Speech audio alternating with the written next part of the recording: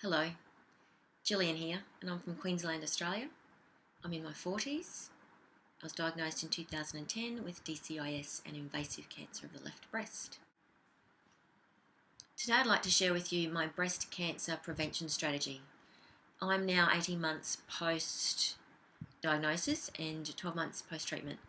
So I have developed a bit of a strategy, and it's certainly one that has developed progressively. It's not something that we went straight into all aspects. It's something that changes and morphs and develops as you go. So what I'm sharing with you today is where I'm at as of now. It may be different in the next couple of months or 6 months or even 12 months, but I can share those changes with you later.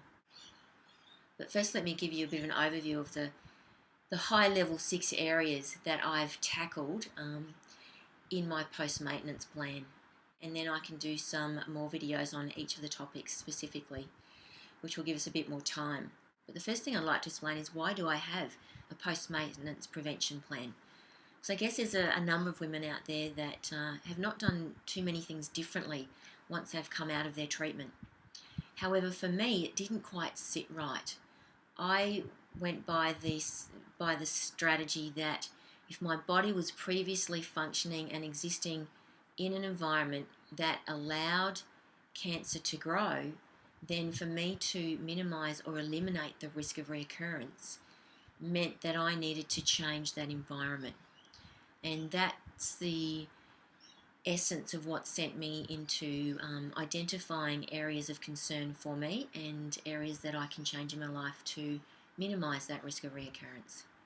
The first was ensuring that we had a chemical-free environment. And this was something that we kind of toyed around for a while, and we didn't get serious until my husband was diagnosed with a melanoma, a 4.1 millimetre melanoma, which is quite advanced. And that happened during my radiation treatment. I spoke to a friend who was a pathologist and had been around the diagnosis of cancer for many, many years. And she mentioned to me that the type of melanoma that Bruce had was not particularly caused by the sun, but potentially by chemicals and emotion. So that was really what pushed us over the edge to get very serious about our chemical-free environment. So at that point, we just started clearing the house of chemicals. We removed all plastics, moved towards glass.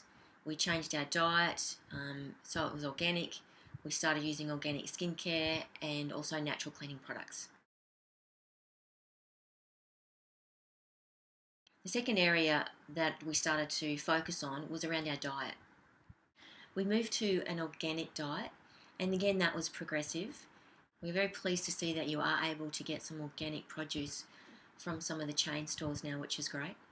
We've eliminated processed foods, we've eliminated sugar, we've moved to probably an 80-20% raw food diet, which again was progressive. We have always juiced, but we were primarily fruit juicing. So now we've introduced a number of vegetables into our juice, so spinach, kale, etc. And it is an acquired taste, and you do get used to it, and in fact I really enjoy it now. We've been focusing on alkalining our systems, so eating alkalizing foods. And there's a lot of information out there around an acidic environment and an alkaline environment, what supports and doesn't support cancer, etc. Also introduced anti-angiogenic foods, which is things like turmeric and cumin and all of those spices. So we eat a lot of our foods now with additional spices and herbs. And sprouts. I always found or thought sprouts would be very difficult to do, but they're not. So lots of sprouts and chia. So that's diet.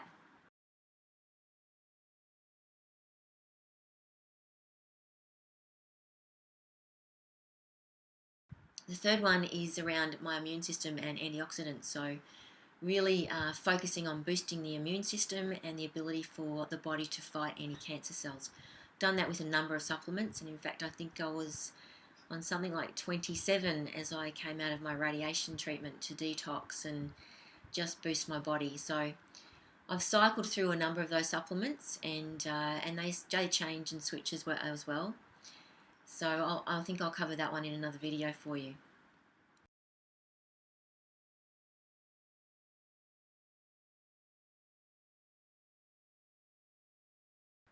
The other area is around managing my estrogen.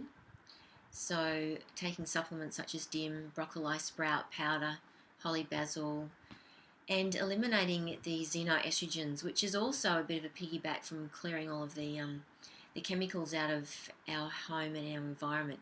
So a lot of the actions that focus in each area actually overlap into other areas. So getting rid of xenoestrogens, which are the fake estrogens that give your body, they mimic estrogen in the body, so therefore put you in an estrogen dominant scenario. And also taking progesterone to balance out that estrogen dominance.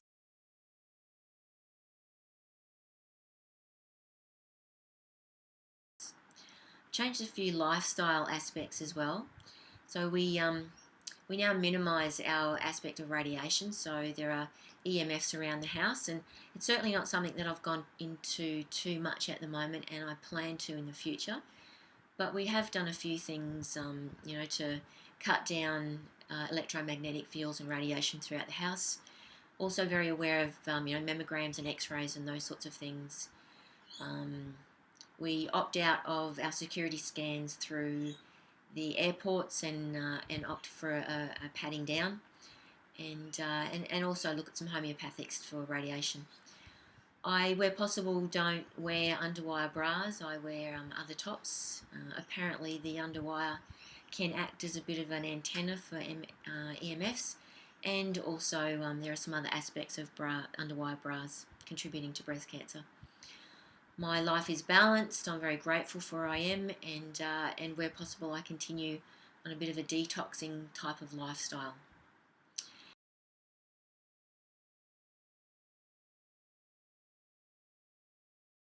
And the last one is I do a fair amount of monitoring. So I guess so I can sleep at night and don't have that little voice in the back of your head going, oh, it's going to come back. So things that I do is we do monitor our alkalinity. We used to do it on a daily basis until we kind of got to know where it was at, and now we do it every couple of weeks or so. I monitor my vitamin D levels. There's a test called CA15-3, which I do through my hormone specialist. I measure my estrogen metabolites, OH2 and OH16 ratios. Thermography, I do every 6 months or so, ultrasounds yearly, and breast MRIs 2 year. But I can do another video on that to give you a lot more details.